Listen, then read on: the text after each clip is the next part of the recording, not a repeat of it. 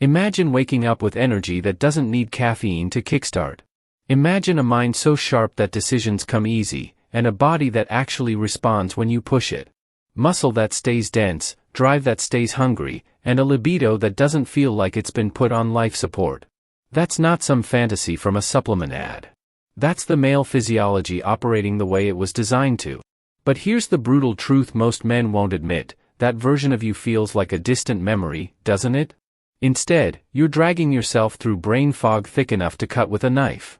You're staring at stubborn belly fat that won't budge no matter how many hours you log at the gym. And your sex drive? It's like someone hit the dimmer switch and forgot where they put it. Now, we've been told the solution our entire lives. Eat big to get big.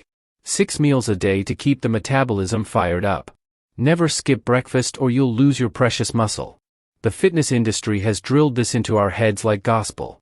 But what if I told you that the very advice meant to keep you strong is actually the biological anchor dragging your testosterone into the abyss? What if the constant feeding, the obsessive meal timing, the fear of going a few hours without food is precisely what's destroying your hormonal foundation? Here's what nobody's talking about.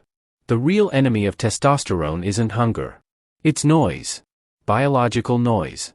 Every time you eat, your body releases insulin. That's normal. That's fine. But when you're spiking insulin 6, 7, 8 times a day, your cells start going deaf to your own hormones. Your testosterone receptors get buried under layers of metabolic chaos. It's like trying to hear a whisper in a nightclub. The hormone is there, but your body can't use it. This constant eating creates what scientists call insulin resistance, and it's quietly castrating an entire generation of men without them ever knowing it happened. And here's the part that should terrify you. We are the most fed generation in human history. We have access to more calories, more protein, more food than any civilization that's ever existed. Yet male testosterone levels have been plummeting for decades. The average man today has 30% less testosterone than his grandfather did at the same age. 30%. This isn't about genetics getting weaker. This isn't about chemicals in the water, although that doesn't help. This is about a fundamental mismatch between how we're eating and how our biology actually works. Most people think fasting kills testosterone. And in the first 24 hours, they're technically right. Your levels dip. Your body panics. You feel like garbage. But what happens at hour 72 is a biological magic trick that researchers are only just beginning to understand. It's a mechanism that doesn't just restore your levels. It potentially rewrites them. It flips switches in your endocrine system that have been rusted shut for years. And the craziest part? Your ancestors did this accidentally every single week, and their hormones were bulletproof because of it. So let's step into the biological time machine and watch exactly what happens to your hormones, hour by hour, when you finally stop eating. Your stomach starts growling around hour 6. By hour 12, you're irritable. By hour 18, you're convinced this was a terrible idea. Your brain is screaming at you that something is wrong, that you're in danger, that you need to eat right now or you're going to collapse. And here's the thing, this feels real. The headache feels real. The weakness in your legs feels real. The mental fog that makes it hard to focus on anything except the thought of food feels brutally, undeniably real. But what you're experiencing isn't starvation. It's not your body falling apart. It's withdrawal. You're going through carbohydrate withdrawal, and your body is throwing a tantrum like a spoiled child who just got told no for the first time. Let me explain what's actually happening inside you. For your entire adult life, maybe your entire life period, your body has been running on one fuel source, glucose. Sugar. Every time you eat, your blood sugar spikes, insulin floods your system, and your cells grab that easy energy and burn it immediately. It's fast, it's convenient, and your body has become completely dependent on it. You've trained yourself to be a sugar burner. And now, suddenly, the supply line has been cut. Your glycogen stores, the sugar your body keeps stocked in your muscles and liver, are starting to run dry. And your brain, which burns through about 20% of your daily energy despite being only 2% of your body weight, is panicking because it thinks the lights are about to go out. This is where most men quit. They feel the cortisol spike. And yes, cortisol does spike in those first 24 to 48 hours. Stress hormones rise. Your body is mobilizing every resource it has, dumping stored energy into your bloodstream, trying to figure out what the hell is going on.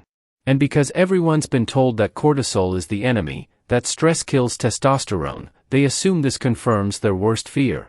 They think, see? I knew it. Fasting is tanking my hormones. I'm getting weaker. I need to eat. So they break the fast, they go back to their 6 meals a day, and they never discover what happens next. But here's what they don't understand. That cortisol spike isn't a surrender. It's a call to arms. Think of your body like a factory that's been running on coal for decades. The coal trucks stop showing up one day, and for a few hours, the lights flicker. The machines slow down. The workers start to panic. But then, quietly, the backup generator kicks on. And this generator doesn't run on coal. It runs on something cleaner, more efficient, more powerful. It runs on stored body fat. And once that switch flips, everything changes. Our ancestors didn't become weak and lethargic the moment they got hungry. If they did, the human race would have died out 50,000 years ago. Instead, nature programmed something into us that modern humans have completely forgotten about. A survival switch. When food becomes scarce, we don't shut down. We sharpen up. The senses heighten. The mind clears. The body starts tapping into reserves that have been sitting dormant, waiting for exactly this moment. This isn't a design flaw. This is the design. By hour 24, if you push through the discomfort, your body stops burning sugar and starts burning ketones. These are molecules your liver creates by breaking down fat, and they're a completely different kind of fuel. They burn cleaner. They produce less oxidative stress. And your brain absolutely loves them. Ketones cross the blood-brain barrier and provide a steady, calm energy that glucose could never match. No spikes. No crashes. Just smooth, sustainable power. This is the shift from panic mode to performance mode.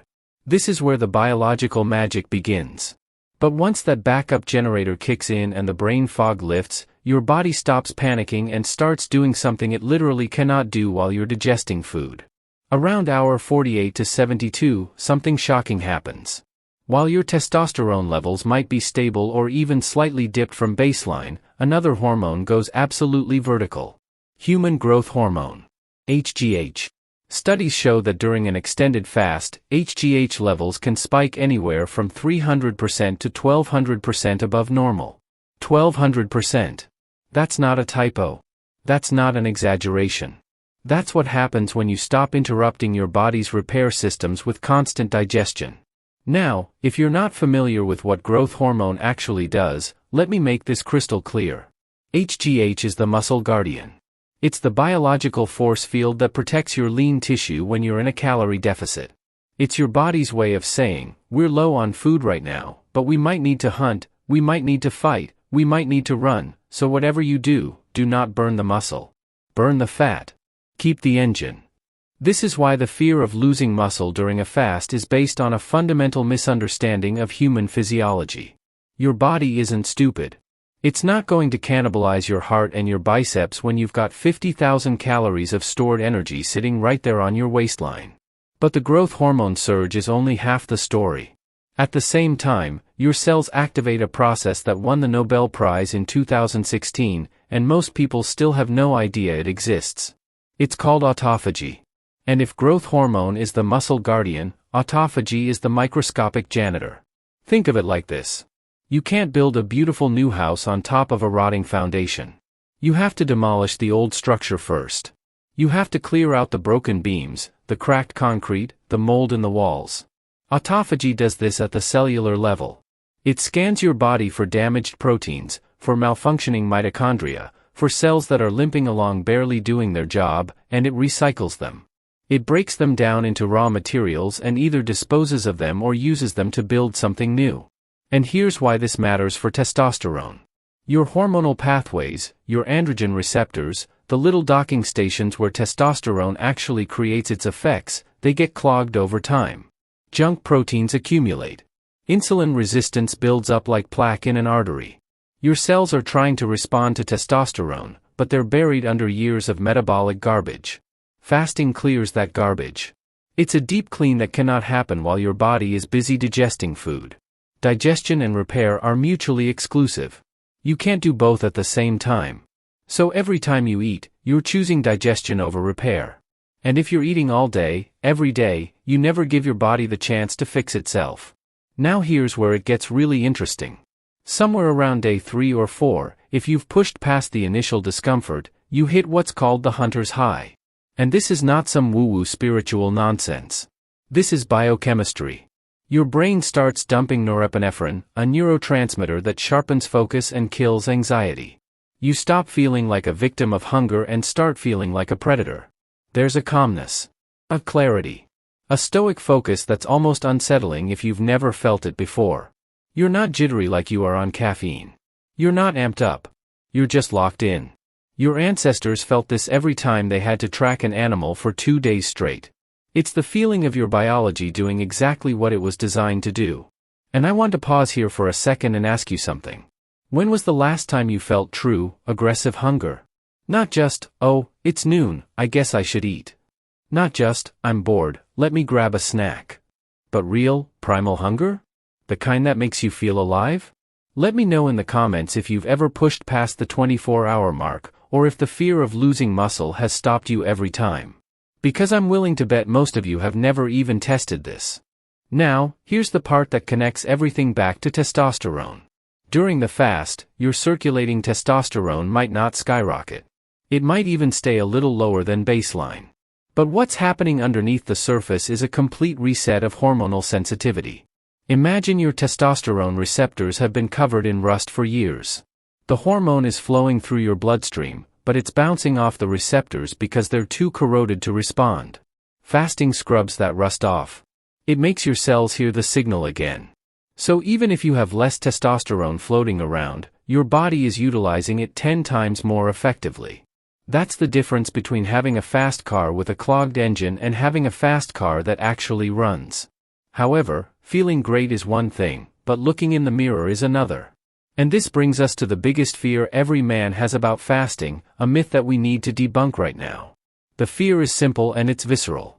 Will I shrivel up? Will my muscles melt off my frame while I'm sitting here not eating? It's the nightmare scenario that stops most men before they even start. They picture themselves stepping on the scale after 3 days and seeing the number drop, and they panic. They think the weight loss means muscle loss. But here's what you need to understand. Losing weight and losing tissue are not the same thing. Not even close. When you first stop eating, your body dumps water. A lot of water. Every gram of glycogen stored in your muscles holds on to about 3 grams of water. When that glycogen gets burned off in the first day or two, that water goes with it. You might lose 5, 6, even 8 pounds in the first 72 hours. And almost none of it is muscle. It's water weight and glycogen. That's it. The scale drops, but your biceps didn't go anywhere. Your chest didn't shrink. You just deflated a little because your muscles aren't holding onto their usual water reserves. The moment you eat carbs again, that water comes right back. This is why bodybuilders manipulate glycogen and water before competitions. It's temporary. It's cosmetic. It's not tissue loss.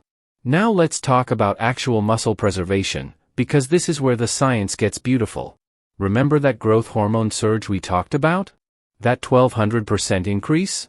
That's not happening by accident. HGH is protein sparing. It tells your body in no uncertain terms, do not touch the muscle. Your body is running a calculation every second you're fasting. It's asking, what's the most efficient fuel source to keep this human alive?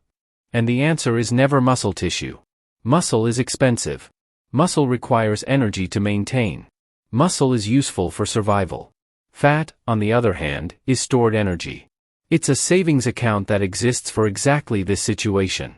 Your body will burn through tens of thousands of calories of fat before it even thinks about breaking down muscle, as long as you're not doing something insane like fasting for 30 days straight while running marathons. But here's the next level of this that most people never learn about. It's not just about how much testosterone you have. It's about how well your body can actually use it. Testosterone works by binding to androgen receptors on your cells. Think of it like a key fitting into a lock. The testosterone is the key. The receptor is the lock. When they connect, magic happens. Muscle growth, fat loss, confidence, libido, all of it. But here's the problem. When your insulin is spiked 6 times a day, every day, for years, those receptors stop listening. They become insulin resistant, and when they become insulin resistant, they also become partially deaf to testosterone. You could have decent testosterone levels on a blood test and still feel like garbage because your receptors aren't responding. The key is there, but the lock is jammed. Fasting fixes this. It resets insulin sensitivity, which directly improves androgen receptor sensitivity. You're not just increasing the hormone. You're making your body hear it again. This is the concept of hormonal sensitivity, and it's far more important than raw hormone levels. You could have average testosterone but sky-high receptor sensitivity, and you'll feel better, look better, and perform better than someone with high testosterone and broken receptors. It's not about how loud you're shouting. It's about whether anyone's listening. And here's an unexpected bonus that nobody talks about. Fat cells, especially visceral fat, the stuff packed around your organs, those cells are estrogen factories. They produce an enzyme called aromatase, and aromatase takes your precious testosterone and converts it into estrogen. The more fat you carry, the more aromatase you produce. The more aromatase you produce, the more of your testosterone gets stolen and turned into the hormone that works against you. Fasting burns that visceral fat. You're not just losing weight. You're literally removing the enemy of testosterone from your body. Less fat equals less aromatase equals less estrogen equals more usable testosterone. It's a compounding effect. But there's one more thing fasting does that goes beyond the physical. It builds mental resilience. And I don't mean that in some motivational poster kind of way. I mean it literally rewires how you see yourself. Knowing that you can go without food, that you can sit in discomfort and come out stronger on the other side, that builds a quiet, unshakable confidence. It's the kind of confidence you can't fake. It's not loud. It's not arrogant. It's just a knowing. A certainty that you're harder to break than you thought. And that energy, that self-assurance, that's what people call big T energy. It shows up in how you walk, how you talk, how you make decisions. And other people feel it, even if they can't explain why. You've cleaned the cells. You've spared the muscle. You've reset the receptors. But the fasting window is only half the battle. The real magic actually happens the moment you take that first bite of food. Here's what most people don't realize. The fast itself is the preparation. It's the pullback on the slingshot. But the release, the explosion of growth and recovery, that happens when you break the fast and refeed properly. This is called the rebound effect, and it's one of the most powerful biological phenomena you can tap into. Your body has spent the last few days cleaning house, sensitizing receptors, priming itself for nutrients. And now, when you finally eat, those nutrients don't just get stored as fat or wasted. They get partitioned directly into muscle recovery and hormone production with an efficiency you haven't experienced in years. Your insulin sensitivity is sky high. Your androgen receptors are wide open and listening. Your growth hormone is still elevated. And your body is screaming for raw materials to rebuild with. This is the window. This is where the testosterone doesn't just return to baseline. It often supercompensates. It bounces back higher than it was before you started, because your system has been reset and it's no longer fighting through layers of metabolic resistance. You pulled the slingshot back by fasting, and now you're launching forward with the refeed. This is why guys who fast and refeed strategically often report feeling better in their 30s and 40s than they did in their 20s. It's not magic. It's just biology that's finally been allowed to work the way it was designed to. But let's zoom out for a second, because this isn't about doing one 7-day fast and fixing everything forever. This is about building a lifestyle of metabolic flexibility. It's about not being a slave to the fridge. It's about training your body to switch between fuel sources effortlessly, to thrive in both fed and fasted states, to stop panicking every time a meal gets delayed. Modern life has made us soft. We've been conditioned to believe we need fuel every 3 hours or we'll collapse. But that's a lie sold to us by a food industry that profits from our dependence. Your ancestors went days without food and then feasted when they finally made a kill. They were lean, strong, and hormonally optimized because their bodies knew how to adapt. You don't need to live in extremes. You don't need to fast for a week every month. But learning to go 16, 24, even 72 hours without food on occasion is one of the most powerful tools you have to reclaim your masculine vitality. It's a biological reboot. It's hitting the reset button on a system that's been overwhelmed by toxins, stress, processed garbage, and constant overstimulation. And here's the empowering part. You don't need to add anything to fix this. You don't need a supplement. You don't need a prescription. You don't need to buy anything. You just need to get out of your body's way and let it do what it already knows how to do. There's a phrase I want you to remember.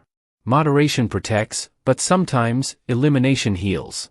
You can moderate your diet, track your macros, eat clean 6 days a week, and still never address the underlying insulin resistance that's choking your hormone production. But when you eliminate food entirely for a short window, you force a deep systemic change. You flip switches that moderation will never touch. It's not about suffering. It's not about deprivation. It's about strategic stress. It's about giving your body a challenge it was built to handle and watching it rise to meet that challenge with a level of efficiency that will genuinely shock you. So here's what I want you to do. If this resonated with you, if any part of this made you rethink what you thought you knew about fasting and hormones, click subscribe. Because everything you're being told about optimizing your health is designed to make you dependent on products, on systems, on external solutions. I'm here to show you the internal ones. The tools you already have. Share this with a brother or a friend who thinks skipping breakfast is going to kill his gains. Let's spread the truth faster than the industry can spread the myths. People who truly learn, engage. If this helped you, like the video, share your insight in the comments, and subscribe for future breakdowns.